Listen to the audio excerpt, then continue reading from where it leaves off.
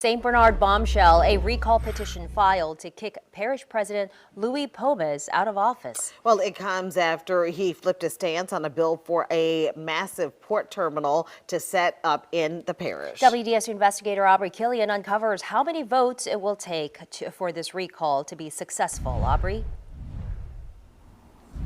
Hey, so this would require about 5,600 signatures. I just spoke with the man behind this petition.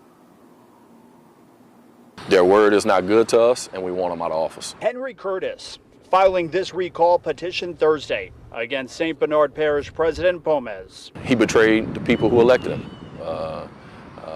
He ran on the slogan of people over politics, but he put politics over people this time. Pomez firing back, saying he's fighting to ensure the controversial terminal is not built.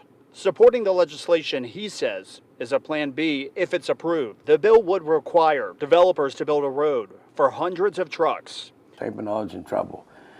On that road on St. Bernard Highway, we have children for the age of 5 years old to maybe 15, 16 years old that gets on a public school bus.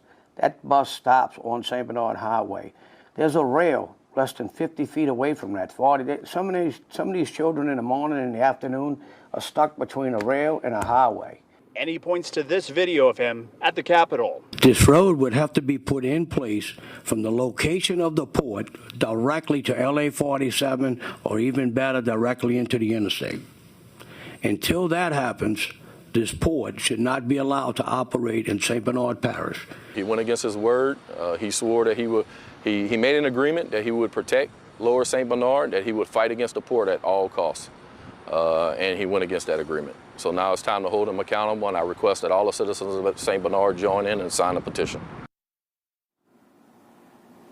So when it comes to that petition, I'm told they have 180 days. If they don't get enough signatures, it fails. Reporting live, I'm Aubrey Killian, WDSU News.